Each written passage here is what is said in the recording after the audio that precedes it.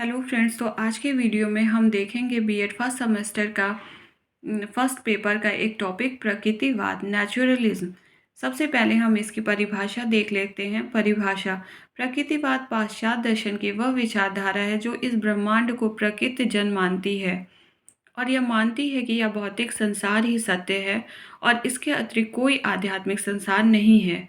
यह ईश्वर के अस्तित्व को स्वीकार नहीं करती और आत्मा को प्रदात जन चेतन तत्व मानती है और यह प्रतिपादन करती है कि मनुष्य जीवन का उद्देश्य सुखपूर्वक जीना है, जिसे प्राकृतिक जीवन जीने अर्थात प्रकृति के अनुकूल जीने द्वारा प्राप्त किया जा सकता है।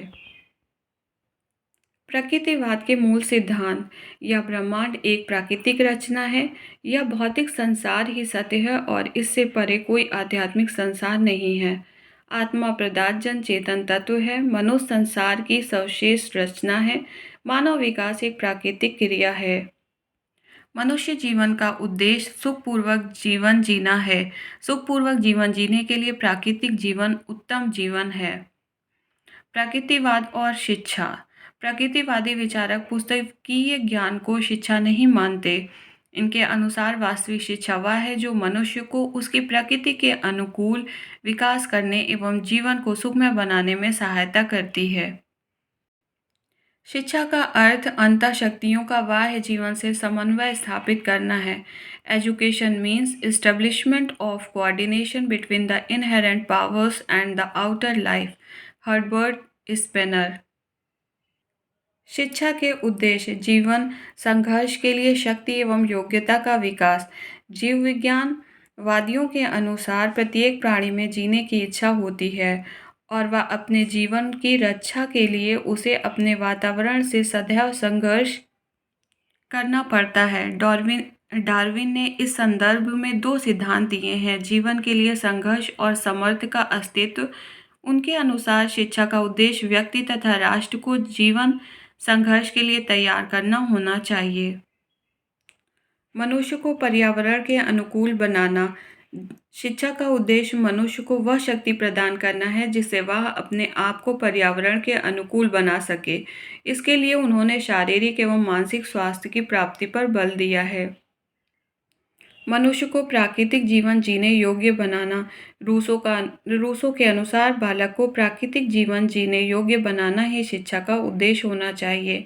इनका विश्वास था कि विधाता सब वस्तुओं को अच्छा बनाता है, परंतु मनुष्य उनके साथ छेड़छाड़ करता है और उन्हें दूषित बना देता है। यही कारण है कि ये बच्चों को दूषित समाज से दूर रखकर प्राकृतिक पर्यावरण में उनकी स्वयं की प्रकृति के अनुसार स्वतंत्र विकास करने के पक्ष में थे और इसी को शिक्षा का उद्देश्य मानते थे। शिक्षा की पाठचर्या: ये पाठचर्या में शरीर विज्ञान, स्वास्थ्य विज्ञान एवं भौतिक विज्ञान को सबसे अधिक महत्व देते हैं और साहित्य, कला एवं संगीत को सबसे कम। धर्मशास्त्र और नीति शास्त्र को ये कोई स्थान नहीं देते थे। शिक्षण विधियाँ: रूसों का सबसे पहला नारा था प्रकृति की ओर लौटो। रूसों ने विकास की चार अवस्थाओं शिशु, बाल, किशोर तथा युवा का वर्णन कर भिन्न भिन्न अवस्था के बच्चों की प्रकृति का वर्णन किया और भिन्न भिन्न स्तर के लिए भिन्न भिन्न क्रियाओं एवं शिक्षण विषयों का चुनाव किया, पर पुस्तकीय शिक्षा के ये घोर विरोधी थे।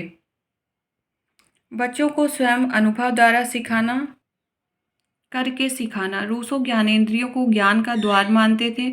इनके अनुसार प्रारंभ में ज्ञानेंद्रियों का विकास ही करना चाहिए। रूसों बच्चों को किसी प्रकार के नियंत्रण में नहीं रखना चाहते थे। ये बच्चों को अपने स्वाभाविक विकास के लिए स्वतंत्र छोड़ने के पक्ष में थे। अनुशासन: इनके अनुसार प्राकृतिक स्व से शासित होना ही सच्चा अनुशासन है। इस अनुशासन की प्राप्ति के लिए ये किसी भी बाहरी हस्तक्षेप का विरोध करते हैं। ये ना तो दंड व्यवस्था में विश्वास करते हैं और ना तो शिक्षक द्वारा प्रभाव डालने की क्रिया में। शिक्षक प्रकृतिवादी शिक्षा को ज्ञान देने वाला नहीं अपितु बच्चों के लिए यथा पर्यावरण तैयार करने वाला मानते हैं। शिक्षार्थी प्रकृतिवादी बालक को शिक्षा का केंद्र मानते थे।